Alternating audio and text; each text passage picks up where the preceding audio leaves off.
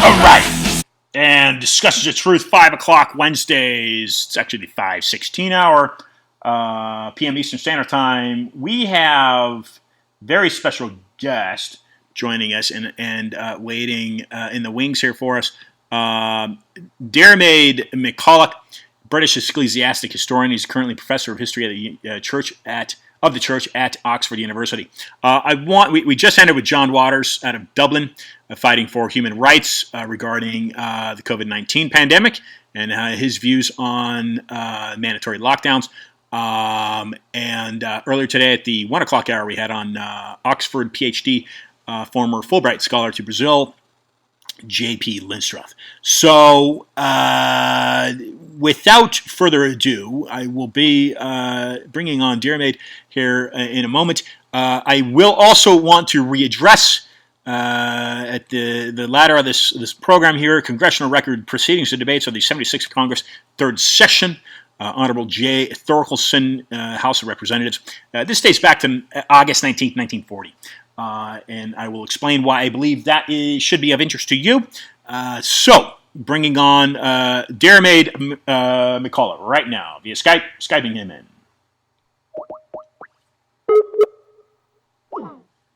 Okay, that did not work. Let's try this avenue here.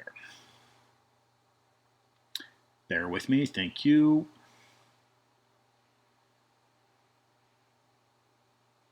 One moment. Let's try this here. And no.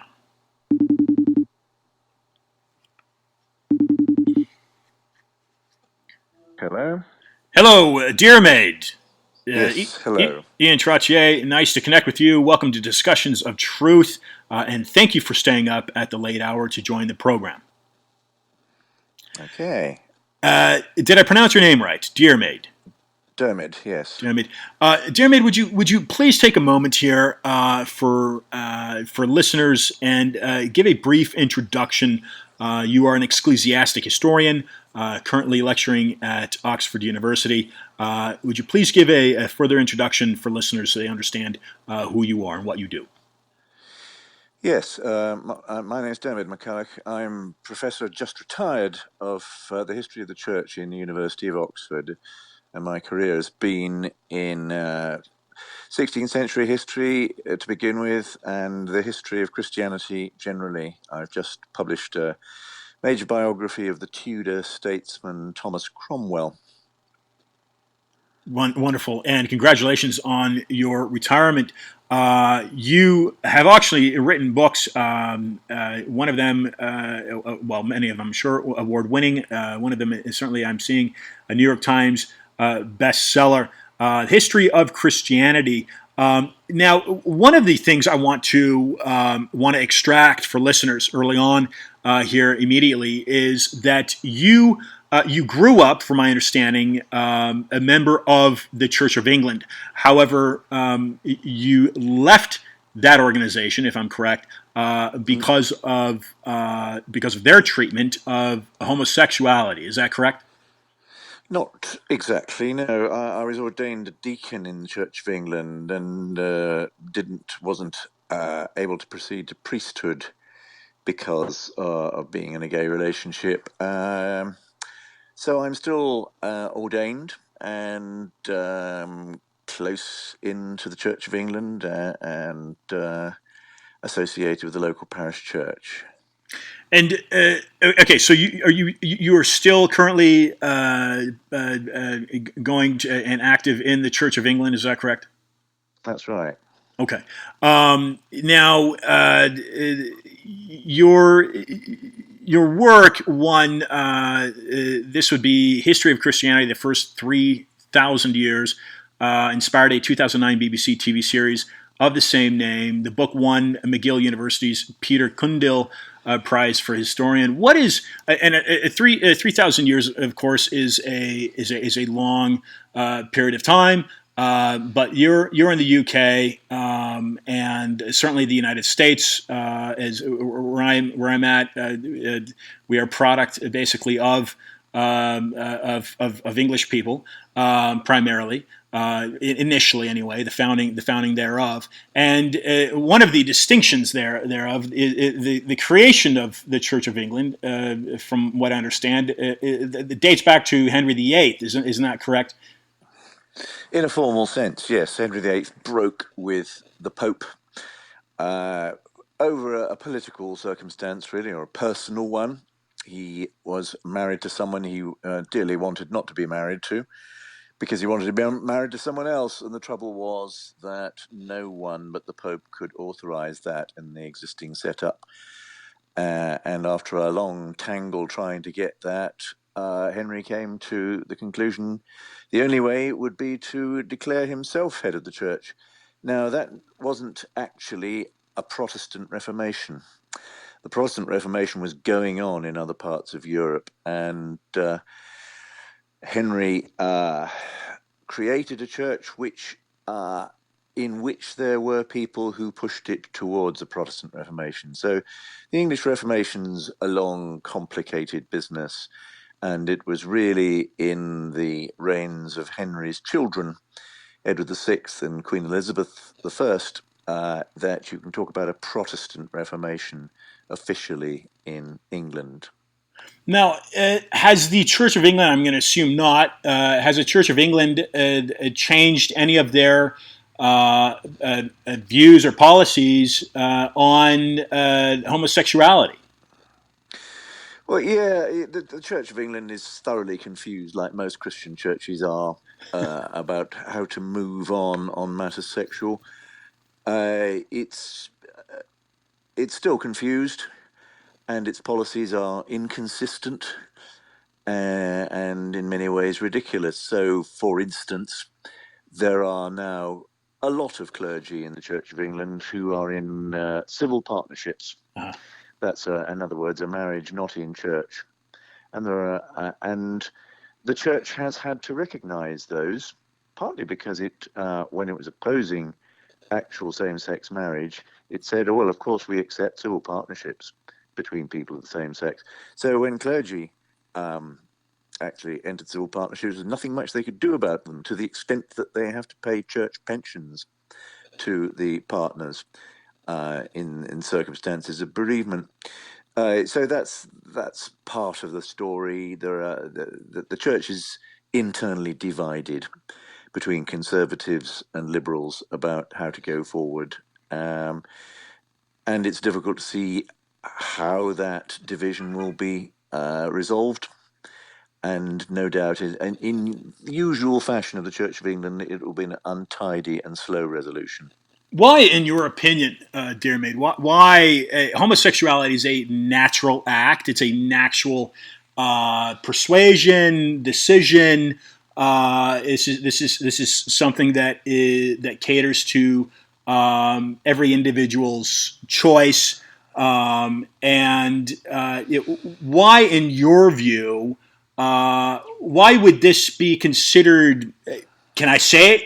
A sin by this religious organization? Well, because Christianity generally is based on a library of sacred texts, the first bit of which is the library of sacred texts of the Jewish people, and the second half, the New Testament, is a series of writings of the first century of the Christian era. And both those traditions are opposed to same-sex relations. These writings were composed in a world where there were cultures in which same-sex relations were regarded as perfectly normal in very specialized forms. Greek culture, for instance, and then Roman culture. But the Christian tradition had a pretty fixed hostility to same-sex relationships. And all the time, really, it's relations between men that matter in that tradition. Women are just not considered because these are texts written by men for men. And the church has to cope with this heritage of hostility in its sacred literature. It's not surprising it's had problems turning so radically away from that tradition in the last 150 years towards the sort of views which you've just set out, that there's nothing unnatural about same-sex relations. Well, that's a very 20th century way of looking at it, and it's difficult for religious organizations to enter a dialogue with their sacred literature. Now, as far as I'm concerned, the Bible is simply wrong about same-sex relations. It says very little which is any help at all. And it's very difficult for a church to be that straightforward about its attitudes to a major moral problem. Same thing you could say about slavery, for instance, which is clearly accepted as part of the norm in the Bible. What do you do with that? Well, in the last 200 years, Western Christians have said, well, the Bible is simply wrong on this. Slavery is a very bad thing, and we shouldn't allow it under any circumstances. So Christianity in the West has already done a complete U-turn on a major moral issue. It will have to do it on this one too. And of course, many sections of the Christian church have already done that U-turn. But it's very difficult for Christianity as a whole to make any sort of common decision on that. Has the Church of England done its own thinking on this matter, or are they simply adopting a Roman approach and philosophy to this? No, the Church of England has done a lot of thought and argued endlessly about it. I say the Church of England, Anglican theologians, Anglican clergy, Anglican lay people have said done an extraordinary amount of good thinking alongside other Christian churches. The British Methodist Church, for instance, has done some equally hard thinking, got slightly further with it. The problem is that when the Church of England tries to form some common theological mind on same-sex relations, it can't, because it's still deeply divided between a noisy conservative minority and a much more tolerant liberal majority. Does the Roman Catholic Church still have a large influencing presence in how the Church of England operates? No, they're parallel churches. Of course, the Church of England respects the attitudes of the Roman Catholic Church, but that's not to say that it won't express its disagreement with them on a whole range of matters. You hosted a BBC series, as far as I'm seeing, titled "How God Made the English." Speak a little bit about that. Well, the title, of course, is ironical, and it was a consideration of English identity, partly because there has been a tradition in the life of England over its 1,000 years or so of existence of thinking that England is rather special. England is not unique in that. You could look at Hungary or the United States for similar ideas that God has particularly favoured that particular place. But the series, which is in 3 parts, examined what it was to be English and made the point to start with that actually England as a concept sprang out of Christianity. There was no such place as England before the turn to Christianity in the Anglo-Saxon kingdoms. And there was a church in England before there was England, with its organisation, which of course was part of the Western Church, the Roman Church. And so I looked at that. I looked at the other complacent English myth that England is a uniquely tolerant country. Well, no, it isn't. It's got a history of intolerance towards Jews, for instance. England was the first kingdom in the whole of Europe to expel all its Jewish population in the 13th century. Then, at the Reformation, it became extremely intolerant towards Roman Catholicism. So I did a lot of myth busting. I looked at the myth of there being an English race, a racial type of Englishness, not so. And so the whole series was intended to debunk a lot of national myths. It was intended to be a contribution to a debate which has, alas, gone in another direction. Now, our government has taken us out of the European Union, a profoundly stupid, narcissistic thing to do. And it's partly in reference to these complacent English myths about the English past. Perhaps not surprisingly, the British Broadcasting Corporation, the BBC, have only broadcast this series once. Mm-hmm. Interesting. What importance, in your view, Diarmaid, what importance does religion have in a government? Well, as you know, England is odd in that it not just has an established church, but uniquely among world countries, apart from Iran, it's actually got religious leaders in its parliament, bishops of the Church of England.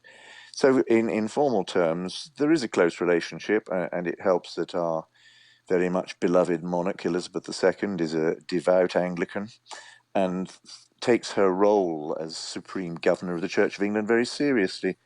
So, there are lots of ways in which the Church of England is still very embedded in national life. Of course, at the moment, we're in the middle of a passionate debate, which, of course, echoed the US about the closing of churches during the present coronavirus epidemic. And the Church of England has been very supportive of government efforts to lock down the country. It's closed all its churches and even forbade its clergy to go in them unless their house is actually physically joined to the church building. That's just about to be relaxed. But it's caused a lot of anguish and a lot of heart searching. It's meant that the church has gone virtual like the rest of the nation. So it's a complex picture. And of course, uh, only a small proportion of the population go to church these days. Perhaps a tenth of the population, very Mm-hmm. different from the United States. But people go to churches. I'd say that churches in this country have never been so cherished or better looked after than they have at the present day. And so people are complex, and the Mm-hmm. situation in religion and government and the state is complex here. Now, when you say churches, people are going to various religious institutions outside of the Church of England, and that is common. Is that what you're saying? No, it's church buildings. The thousands on thousands of beautiful and historic church buildings in our country are very, very much cherished by people, and particularly the great cathedrals of the Church of England and one or two of the Roman Catholic Church. They are hugely cherished, and to their enormous surprise in the last 10 or 15 years, they found that their congregations have got larger. Hmm. And certainly in general visiting has gone up to these great buildings.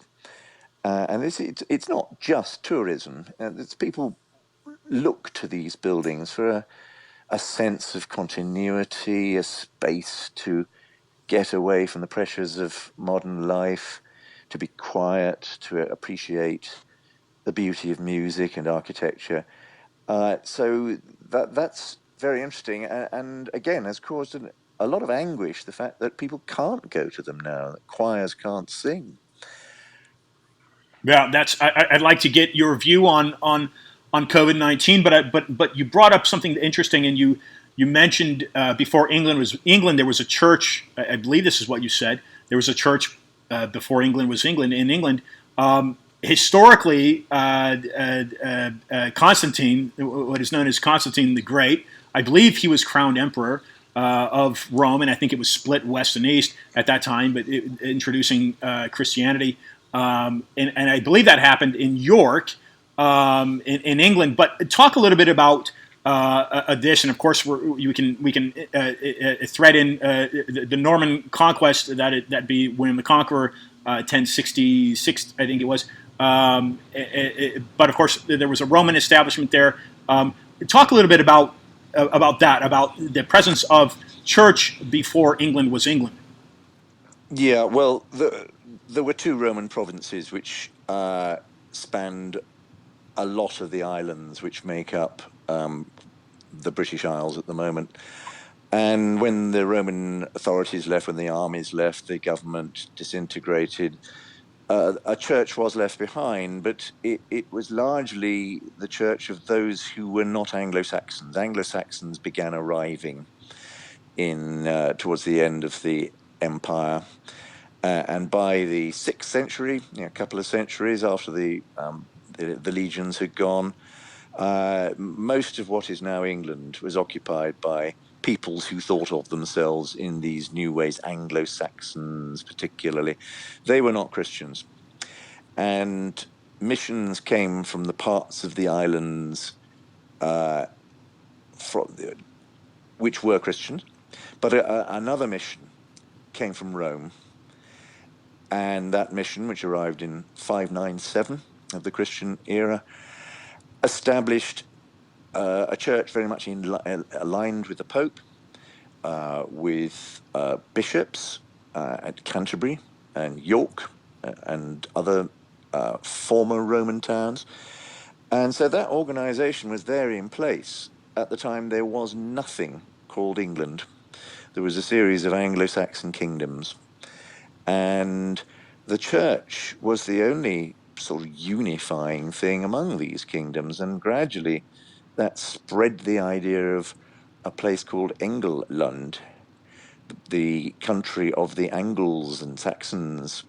And that, to cut a very long story short, by the 10th century had become a single kingdom. And it was that kingdom which the Normans then conquered in 1066. By then, very centralized, very unified, and its church very much part of the Western Church under the Bishop of Rome, the Pope. And that's the way things stayed until Henry VIII broke with Rome in 1533. And these Anglo-Saxon establishments, those identifying with that, what were they? They didn't have the church per se from Rome, as you mentioned. Were these pagan theology, or they'd been non-Christian, and they were converted during the 7th century, 6th, 7th century, remarkably quickly. And the church, the Christian church in these Anglo-Saxon kingdoms, became extremely lively and exported missions to Northern Europe, to the folks back home as they might have seen it. And they were a major force in bringing more parts of Europe into the Christian world, which had largely been confined to the areas which had been part of the Roman Empire before. the breakaway of the Church of England, in your view, Diarmaid, was that a good thing? Well, the creation of the Church of England, Yeah. well, good thing, but it's very difficult when you're talking about something so big. It created a very distinctive form of Christianity, which was very much part of the Reformation to start with, so very much Protestant. But because of the unusual, unique circumstance that it kept cathedrals among its churches, the place where the bishop had his throne, but much more than that, places with elaborate choirs. All that survived the English Reformation, and that gave English Protestantism a slightly different edge to that even in Scotland, let alone across the water in mainland Europe. And it's out of that rather complex form of Protestantism with its own flavour that Anglicanism developed, which in the United States would be the Episcopal Church of the USA. And it's a form of Christianity which is conscious of a Protestant past, but it's also conscious of being Catholic, whatever that might mean. So it's a church which has broken away from the Roman Catholic tradition, but has been in a conversation with it ever since the 16th century. And that's distinctive, and it's become one strand in world Christianity, Anglicanism, and you'll find it wherever the former British Empire was. But uh, beyond that, and that's something which I regard as rather precious because it's a thoughtful form of Christianity, a form of Christianity which takes its past seriously, which has a complex relationship with the Bible, which has a rich tradition of worship, liturgy, music. All that's good. The influence of the printing press, how did that change the religious landscape in Europe, in your view?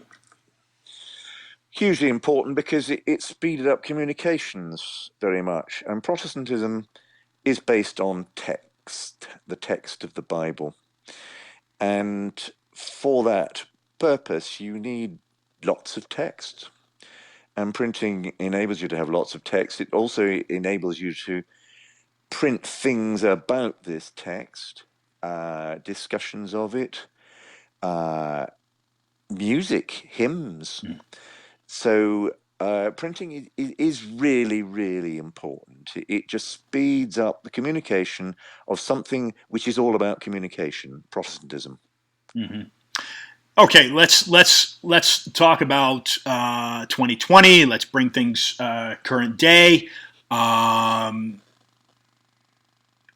what, in your view, um, what is going on globally? What are your views and opinions with COVID-19? Well, it's a pandemic. The world has seen pandemics before. It's rarely seen pandemics with so many human beings alive. That makes a difference. Good point. And the speed of communication, again, is hugely important because it would be very unlikely for such a pandemic to have spread so quickly before. And it's facing a society where everything has become dependent on that intercommunication, Right. uh, and that with complex systems of distributing food and all sorts of things like that. So, for this pandemic to be contained, we've had to do something really without precedent, which is to keep people away from each other. And that's very distinctive. We've been able to do it at an extraordinarily fortunate moment. If this had happened 20 years ago, we'd have been out without easy means of communicating with each other virtually. And it would have been far more difficult, far more causing of anguish to individuals. This time round, we've got the internet, and that has enabled us to keep communication going. And it's, of course, shown us the bad things about the way things were at the beginning of the year. Awful reliance on fossil fuels, and the ridiculous amount of travelling we did in order to make the system work. So now we know that committee meetings, for instance, do not to be need to be held face to face. So Mm-hmm. much business, so much work can be done from home, and a large proportion of people much prefer that. So transport, for instance, in the United Kingdom has fallen by 95% in the last Wow. month. And the effects are remarkably good in many ways. The atmosphere is cleaner, there's less noise, city centres are wonderfully clear. So there are a great many interesting and positive lessons to be learned. There is also, I think, the social change which has become very apparent. Half of us can sit at home and have things delivered to us, and the other half of us are delivering them. There's a very stark divide. The people out there keeping the system going, and those of us who are keeping the system going by not moving. That will have profound effects. And in our country too, it's enabled us to reassess the huge benefits of our National Health Service, which had been much under attack from particularly the Conservative government in the last 10 years, have been trying to privatise it, strip it of resources.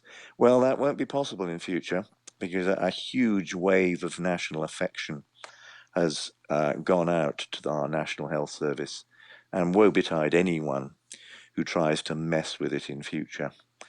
So all these things will work themselves out as we come to terms with the pandemic. Yeah, that's a good point that you bring up. But I guess talking about church closures and, of course, a religion amongst other things, I believe that that gives inspiration to people. A virtual meeting is different from a physical meeting, yet the physical meeting in the actual church building is, of course, not happening, to my understanding right now, and I don't Yeah, know. Um, what are certainly there's differences here to take into consideration. What's the projection in the UK? I think the UK has now taken over Italy in number of deaths. In the United States, I believe it's totally out of control. It seems, yeah, unfortunately to say. Um, yeah. what are your thoughts in regards to that for listeners in the UK or wherever they may be?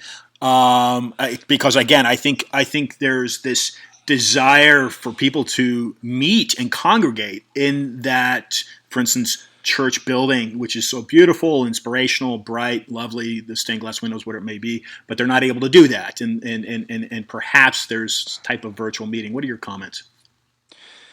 Well, virtual meetings for those, of course, and not everyone can join them because they haven't got computers. But for Right, right. those of us who can, life has kept going.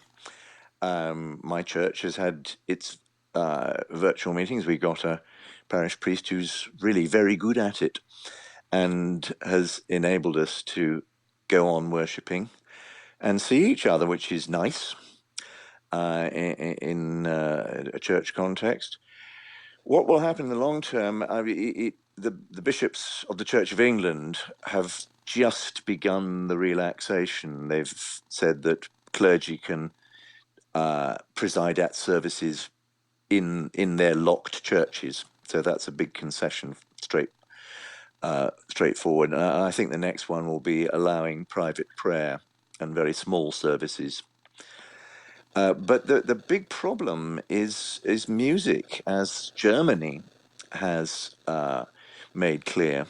You can have services and you can distance people, but one thing you cannot allow until there's a decent vaccine is singing, because Interesting. singing pushes out the virus like nothing else by its nature.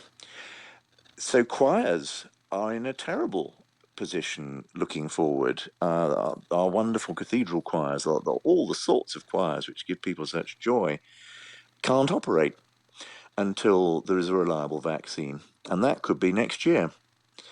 Right. And this is awful for cathedrals, particularly with their wonderful choral tradition.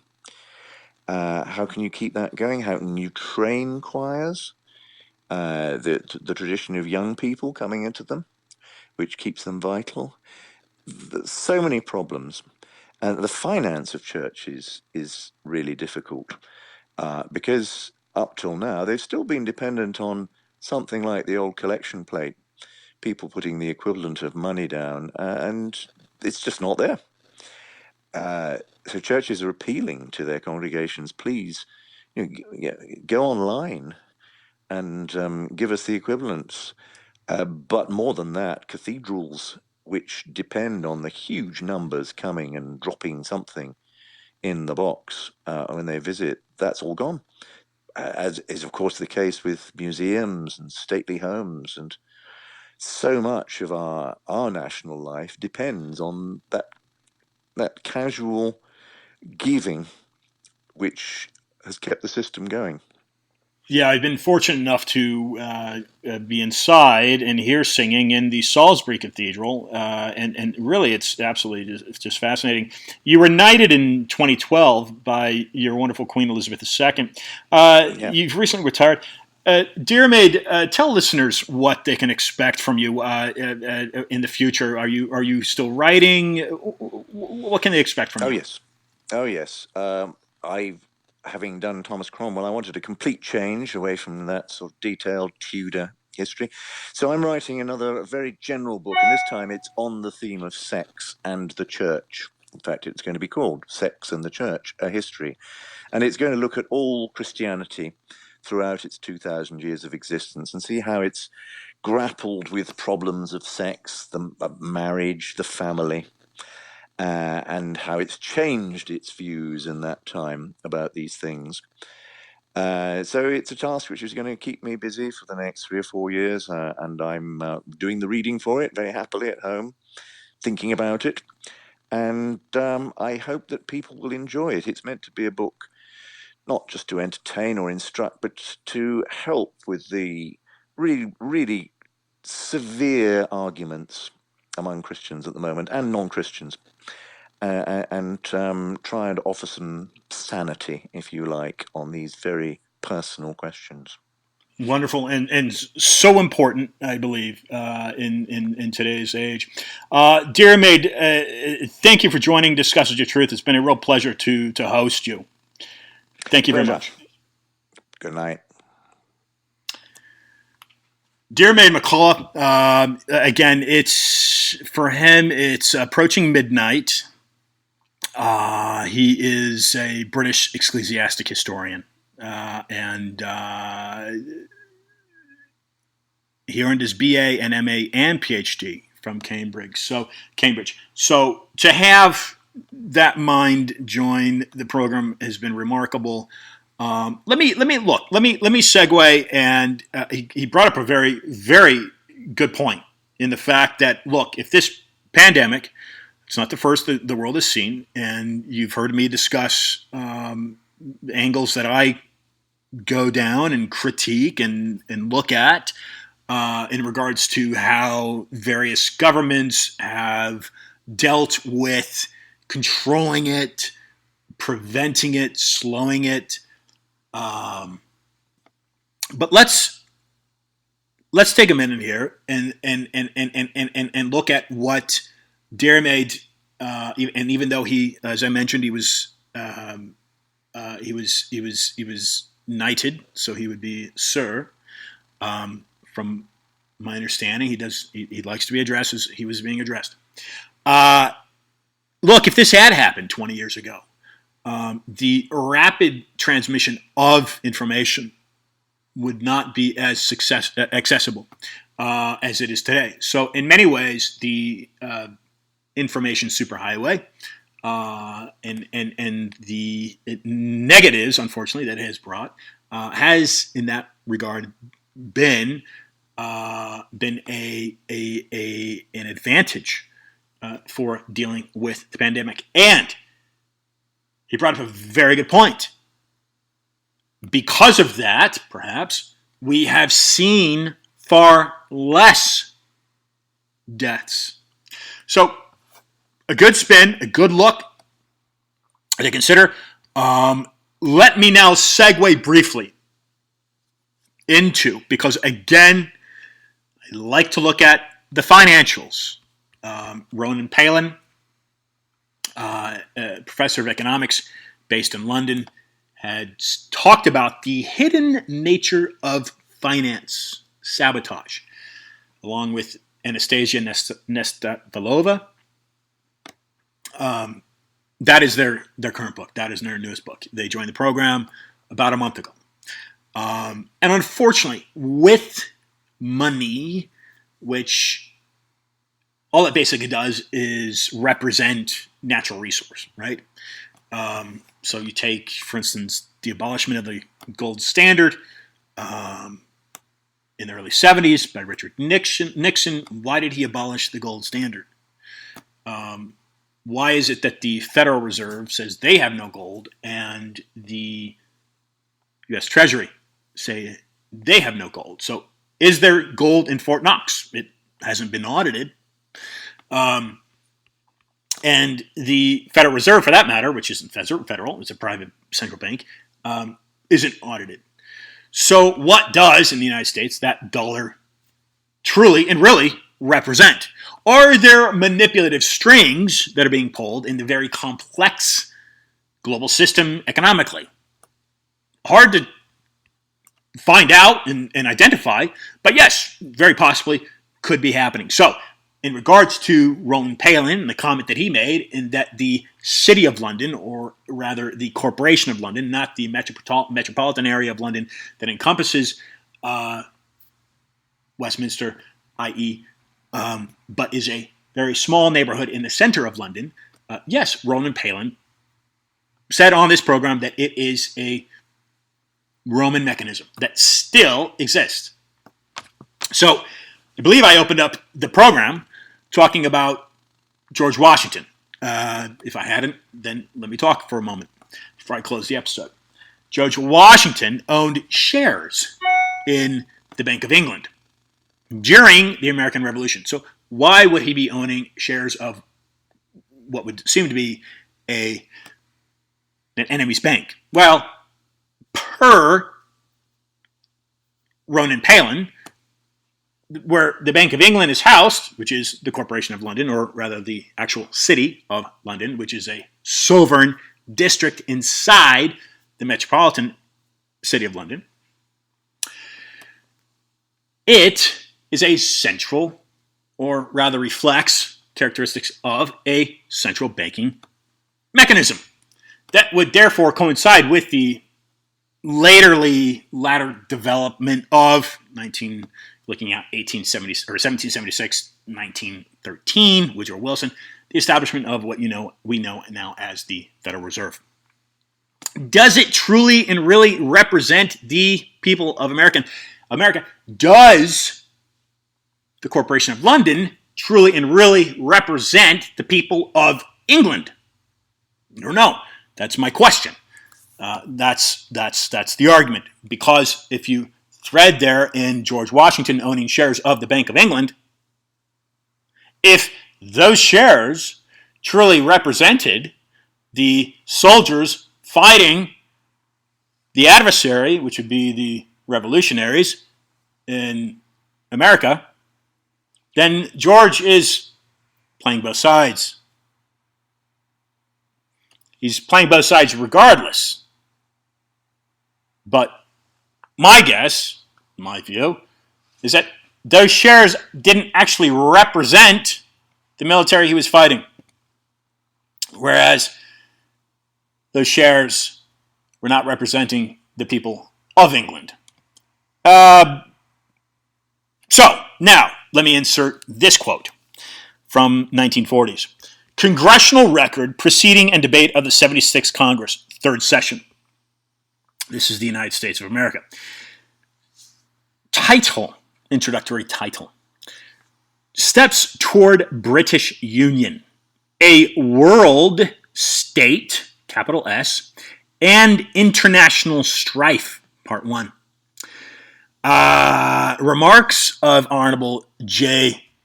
Thorkelson, and that would be Jacob Thorkelson, born in Norway. Okay, these are the remarks. Mr. Thorkelson, Mr. Speaker, in order that the American people may have a clearer understanding of those who, over a period of years, have been undermining this republic, in order to return it to the British Empire, I have inserted in the record a number of articles to prove this point. This will soon, by the way, be available at iantrottier.com under the Articles tab. Okay, continuing. These articles are entitled, quote, Steps Toward British Union, a World State, and International Strife, end quote. This is part one. And in this one, I include a hope expressed by Mr. Andrew Carnegie in his book entitled Triumphant Democracy. In this, he expressed himself in this manner. Quote by Andrew Carnegie from his publication Triumphant Democracy. Let men say what they will. I say that as surely as the sun in the heavens once shone upon Britain and America united, so surely is it one morning to rise, to shine upon, to greet again the reunited States. Again, repeating, the reunited States. The British-American Union. This is from Andrew Carnegie. The statement is clear, the report continues, and the organization which Mr. Carnegie endowed have spent millions in order to bring this about. This thing has been made possible by scholarships, exchange professors, subsidies of churches, subsidies of educational institutions, all of them working for the purpose of eliminating Americanism, as was taught once in our schools, and to gradually exchange this for an English version of our history. I am speaking English at the moment. Okay, this is in the August 19, 1940 report. U.S. Congressional Record, Proceedings and Debates of the 76th Congress, 3rd Session.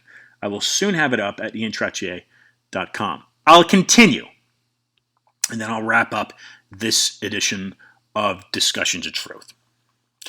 Continuing. These organizations were organized to bring about a British Union, a union in which the United States would again become a part of the British Empire. However, this has been upset to some extent by the attempts of the internationalists to establish their own government as an international or world union. Again, this is an excerpt from Congressional Record in 1940, U.S. House of Representatives. Continuing. And there is, therefore, a conflict between the two, for England wants a British Union with America as a colony, and the international money changers want a different controlled union. Please see link when available. In order to establish their own world government. It is therefore, and they're bringing in a religion of Judaism, it is therefore best for us to stay out of both of these in order to save what is left of this republic as it was given to us in 1787, U.S. Constitution, by people who knew more about international intrigue and the real problem that confronted the world than we know today. The early founders not only understood the problems, but in drafting the Constitution, they provided an instrument for us to follow so that we could remain secure from foreign double dealing and intrigue. Okay. There I leave it for you to ponder and consider and move forward with your life dealing with a global pandemic, COVID-19, and catch that discussion, catch the episode with John Waters, former Irish columnist, who's fighting right now for what he believes in are inalienable human rights, as he is basically against mandatory lockdowns. He's suggesting, and he's for voluntary lockdowns. I insert this. If you're at your web browser, go to it right now. Type in right now, just for your consideration, WO 2020 060606. Okay, that is an actual patent owned by Microsoft right now. And it is aimed at creating a cryptocurrency software that mines off of microchipped human beings. This is real. This is happening. This is the day and age that we are living in. What the future brings, none of us know. But I thank you, and I thank Diarmaid MacCullouch for joining the program. Contribute to the show. Should you desire, follow me on Twitter. Follow me on Instagram. IANTROTTIER. And until next week. And by the way, next week I will be hosting Den Bishop, author of Healthcare Reform. Oh, how the United States could benefit from that. Until next week, folks, thanks for tuning in. Spread the message. Share with a friend. Share with a family member. Share with loved ones.